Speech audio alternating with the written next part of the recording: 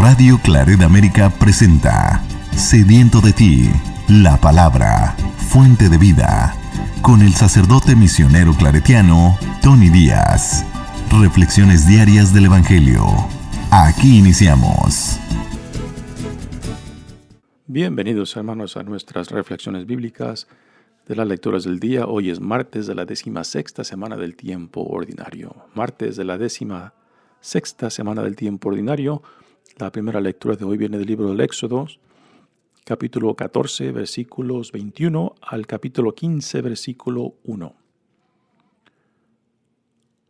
En aquellos días Moisés extendió su mano sobre el mar y el Señor hizo soplar durante toda la noche un fuerte viento del este, que secó el mar y dividió las aguas. Los israelitas entraron en el mar y no se mojaban, mientras las aguas formaban una muralla a su derecha y a su izquierda. Los egipcios se lanzaron en su persecución y toda la caballería del faraón, sus carros y jinetes, entraron tras ellos en el mar. Hacia el amanecer, el Señor miró desde la columna de fuego y humo el ejército de los egipcios y sembró entre ellos el pánico. Trabó las ruedas de sus carros, de suerte que no avanzaban sino pesadamente. Dijeron entonces los egipcios: «Huyamos de Israel, porque el Señor lucha en su favor contra Egipto». Entonces el Señor le dijo a Moisés: «Extiende tu mano sobre el mar, para que vuelvan las aguas sobre los egipcios, sus carros y sus jinetes». Y extendió Moisés su mano sobre el mar, y al amanecer las aguas volvieron a su sitio. De suerte que al huir, los egipcios se encontraron con ellas, y el Señor los derribó en medio del mar. Volvieron las aguas y cubrieron los carros, a los jinetes y a todo el ejército del faraón, que se había metido en el mar para perseguir a Israel. Ni uno solo se salvó. Pero los hijos de Israel caminaban por lo seco en medio del mar. Las aguas les hacía muralla a derecha e izquierda. Aquel día salvó el Señor a Israel de las manos de Egipto. Israel vio a los egipcios muertos en la orilla del mar. Israel vio la mano fuerte del Señor sobre los egipcios, y el pueblo temió al Señor y creyó en el Señor y en Moisés, su siervo. Entonces Moisés y los hijos de Israel cantaron este cántico al Señor. Palabra de Dios. El salmo responsorial es el salmo viene de un cántico del libro del Éxodo, capítulo 15, y en realidad el salmo responsorial de ayer y de hoy es el cántico que al final de esta primera lectura se menciona cuando dice: «Entonces Moisés y los hijos de Israel cantaron este cántico del Señor». Pues ayer escuchamos la primera parte de este cántico y hoy el salmo responsorial es la segunda parte de este cántico. El responsorio es: «Alabemos al Señor por su victoria». Alabemos al Señor por su victoria. Al soplo de tu ira, las aguas se agolpearon. El olaje se irguió como un gran dique y el mar quedó cuajado. El enemigo dijo: «Iré tras ellos a alcanzarlos, repartiré el botín, saciaré mi codicia, empuñaré la espada, los matará mi mano». Pero sopló tu aliento y el mar cayó sobre ellos. En las temibles aguas como plomo se hundieron. Extendiste tu diestra y se los tragó la tierra. Tú llevas a tu pueblo para plantarlo en el monte que le diste en herencia, en el lugar que convertiste en tu morada, en el santuario que construyeron tus manos. Alabemos al Señor por su victoria. El Evangelio de hoy viene de Mateos, capítulo 12, versículos 46 al 50. En aquel tiempo Jesús estaba hablando a la muchedumbre cuando su madre y sus parientes se acercaron y trataban de hablar con él. Alguien le dijo entonces a Jesús: «Oye, ahí afuera están tu madre y tus hermanos y quieren hablar contigo». Pero él respondió al que se lo decía: «¿Quién es mi madre? ¿Y quiénes son mis hermanos?». Y señalando con la mano a sus discípulos, dijo: «Estos son mi madre y mis hermanos, pues todo el que cumple la voluntad de mi Padre, que está en los cielos, ese es mi hermano, mi hermana y mi madre». Palabra del Señor. Muy bien, damos comienzo a nuestra reflexión y hoy tenemos en la primera lectura la continuación de esta escena tan dramática del cruce del pueblo de Dios por el mar. Por el mar, guiados por Moisés, Dios acaba de liberar a su pueblo de la esclavitud para llevarlo hacia la tierra prometida. Y ahora está por destruir al faraón que Dios le ha endurecido el corazón para que vaya tras ellos, y ahora llega el punto crucial donde también el faraón con su ejército entran al mar que Dios por medio de Moisés ha dividido en dos, y nos presenta esta escena impactante de el agua dividida en dos murallas a la izquierda y derecha y el pueblo de Dios cruzando por el medio y el faraón con su ejército detrás de ellos. Pero Dios, desde el pilar de fuego y de nubes, ve al faraón que se acerca entrando al mar y entonces estanca los carros del faraón, los jinetes y los soldados, y entonces las aguas empiezan a regresar a su sitio y se ahoga todo el ejército del faraón, ¿no? Es una escena, como comenté ayer, hecha para películas, ¿no? Dramática, intensa, llena de emoción. Es para poder verla en una pantalla gigante, para poder apreciar los detalles que nos narra esta lectura. Dice: «En aquellos días Moisés extendió su mano sobre el mar, y el Señor hizo soplar durante toda la noche un fuerte viento del este, que secó el mar y dividió las aguas». Aquí está la división de las aguas por el medio del cual pasará ahora el pueblo de Dios, siendo guiado por Moisés. Los israelitas entraron en el mar y no se mojaban, mientras las aguas formaban una muralla a su derecha y a su izquierda. Ahora vienen los egipcios que, viendo esto, también continúan detrás de ellos. Los egipcios se lanzaron en su persecución y toda la caballería del faraón, sus carros y jinetes, entraron tras ellos en el mar. La misma escena, pero con un resultado diferente para uno y para el otro. Para el pueblo de Dios, la misma escena del mar es camino de libertad. Para el faraón, que se ha puesto en contra del plan de Dios, que se ha dejado endurecer el corazón, la misma escena es de estancamiento, es de frustración, es de derrota y es de muerte. Es impresionante cómo la misma escena para unos es de salvación y para otros es de destrucción. Los egipcios se lanzaron en su persecución y toda la caballería del faraón, sus carros y jinetes entraron tras ellos en el mar. Hacia el amanecer, el Señor miró desde la columna de fuego y humo. Nuevamente aquí la columna de fuego y humo es el símbolo de la presencia de Dios. Los egipcios y sembró en ellos el pánico. Así que los egipcios, al entrar a esa misma escena por la cual el pueblo de Dios camina libremente sin ningún problema, sin embargo ellos se estancan.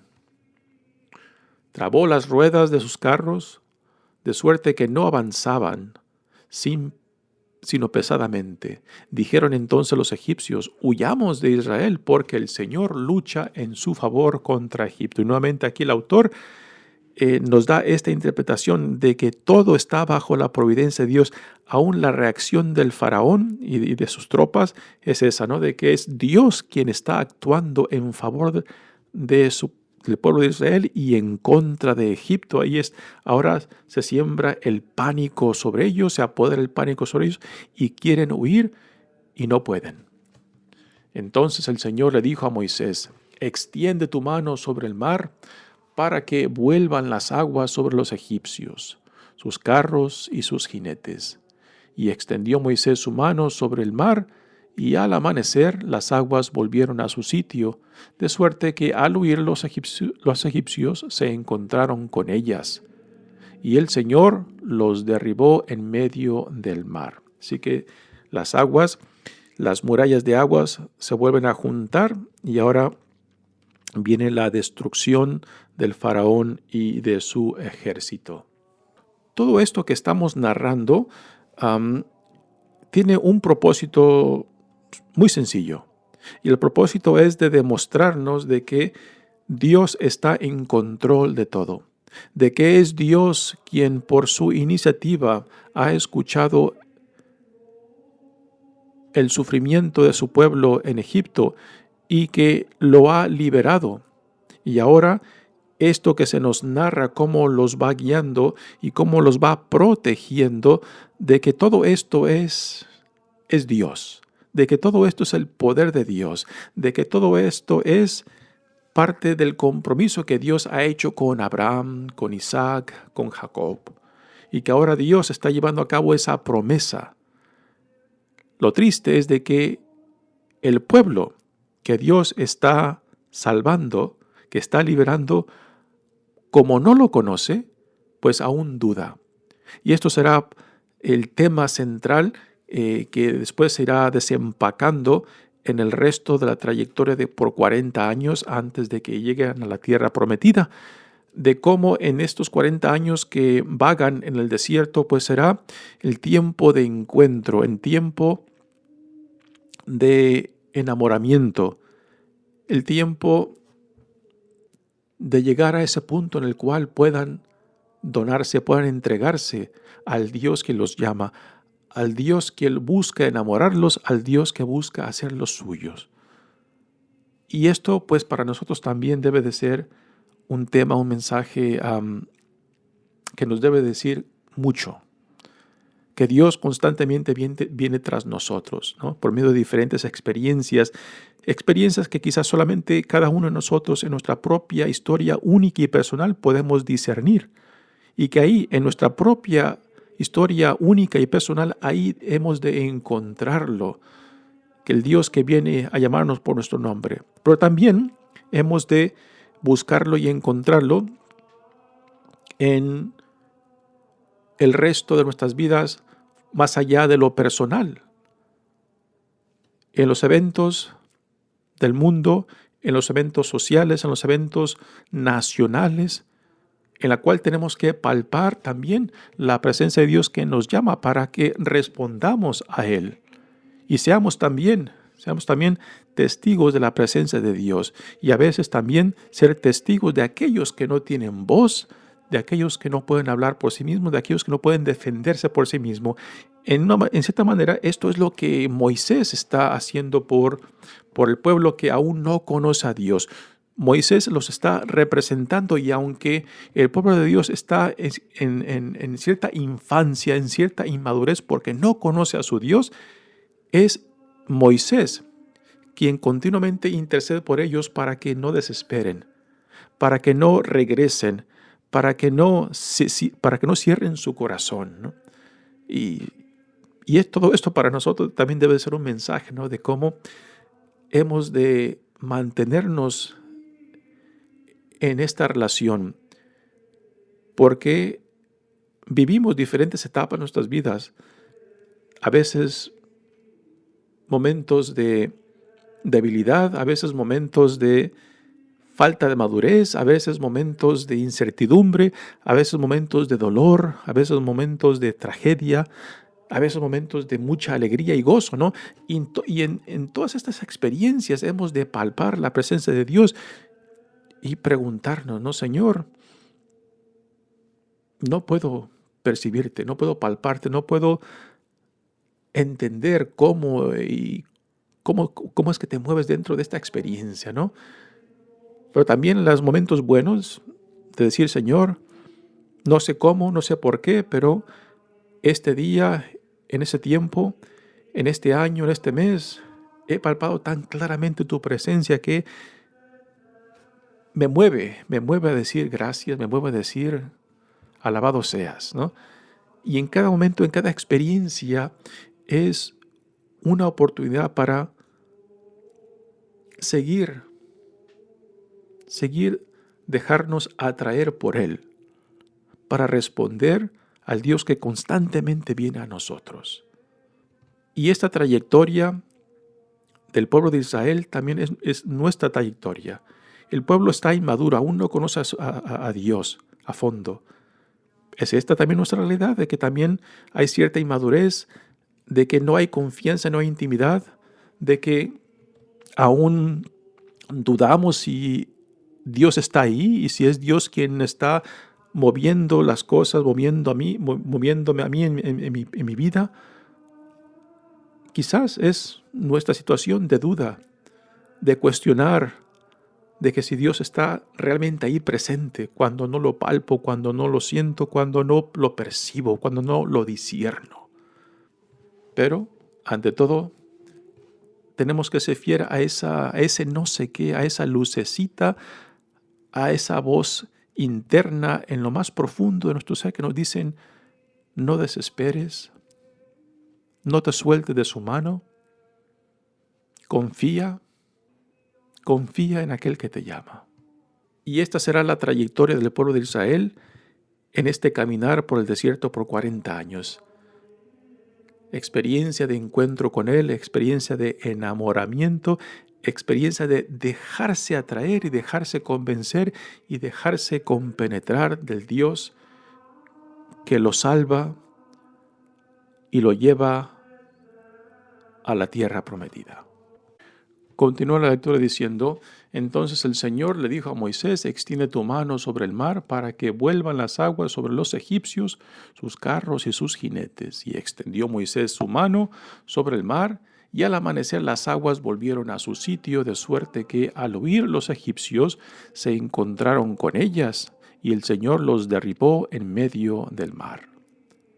Volvieron las aguas y cubrieron los carros y los jinetes y todo el ejército del faraón, que se había metido en el mar para perseguir a Israel. Nuevamente, la misma escena para el pueblo de Dios es camino de libertad. La misma escena para los egipcios, enfurecidos, cerrados de mente y de corazón a la voluntad de Dios, la misma escena es destrucción. Pero los hijos de Israel caminaban por lo seco y en medio del mar. Las aguas les hacían muralla a derecha e izquierda. Aquel día salvó el Señor a Israel de las manos de Egipto. Israel vio a los egipcios muertos en la orilla del mar. Israel vio la mano fuerte del Señor sobre los egipcios y el pueblo temió al Señor y creyó en el Señor y en Moisés. Así que ahora tenemos la reacción del pueblo ante esta escena que están presenciando y finalmente caen en cuenta, ¿no? De que todo esto que están viviendo es el Señor que por iniciativa de Él está llevando a cabo, ¿no?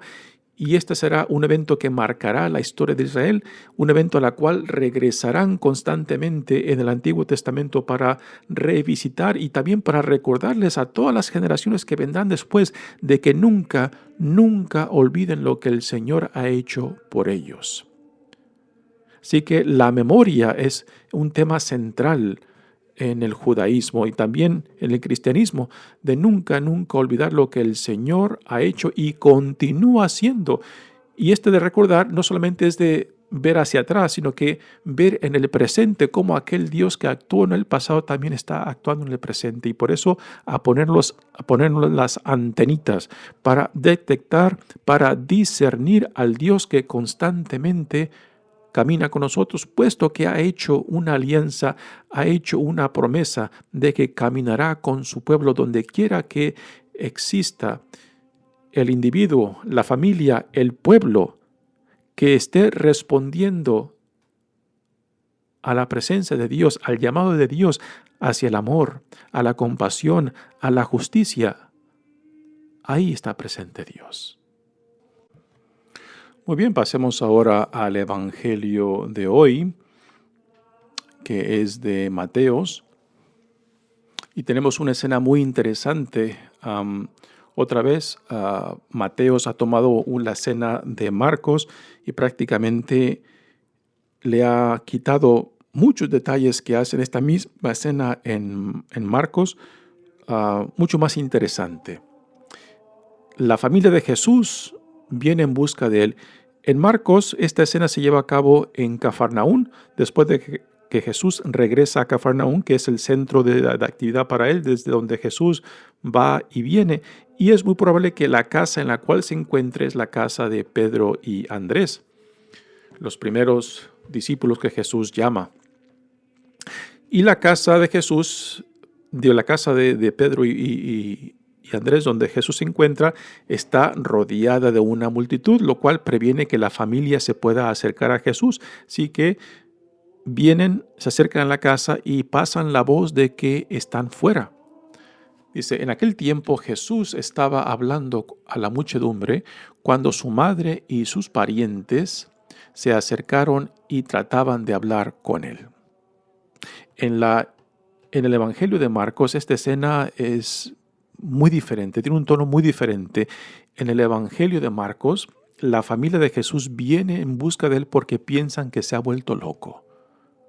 Y nos deja la impresión el Evangelio de Marcos de que la familia de Jesús aún no lo entienden y que aún no se han identificado con él como el Hijo de Dios, como el Mesías, como el enviado por Dios, ¿no?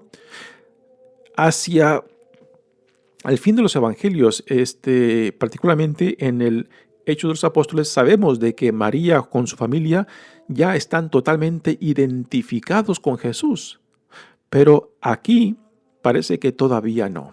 Y el Evangelio de Marcos nos deja claramente en el capítulo 3 de que la familia de Jesús aún no está identificada con él y que por tanto Jesús dice estas palabras que a primera son fuertes, porque parece que Jesús está rechazando a su familia, lo cual no es el punto de este evangelio. Jesús está redefiniendo lo que significa ser familia. No según la sangre, no según la cultura, no según la lengua, sino la fe. La fe que Dios nos da en Cristo. Al escuchar Jesús que su madre y su familia están fuera, alguien le dijo entonces a Jesús, oye, ahí fuera están tu madre y tus hermanos que quieren hablar contigo. No nos dicen el por qué quieran hablar con él en este evangelio, pero en el evangelio de Marcos sí nos dicen el por qué van en busca de él, porque piensan que se ha vuelto loco, porque piensan que es muy peligroso lo que Jesús está haciendo, está poniendo a las autoridades en contra de él. Y si las autoridades están en contra de él, también ellos temen de que este problema que Jesús está creando para sí mismo, pues también recaerá sobre ellos, ¿no? Así que en el Evangelio de Marcos, la familia de Jesús, incluyendo María, van en busca de él para rescatarlo, para salvarlo y quizás para disminuir los problemas que piensan que Jesús está creando para él y para ellos. Así que es un tema pues interesante y es un tema muy delicado también, tanto de familia como de problemas que la familia percibe que Jesús está criando para él y para ellos. Y ahora viene la respuesta de Jesús que, repito, a primeras parecen que Jesús está rechazando la familia, pero no está rechazando la familia. Dice, pero Jesús respondió a lo que le decían. ¿Quién es mi madre? ¿Quiénes son mis hermanos? Y señalando con la mano a sus discípulos, ese detalle es impresionante.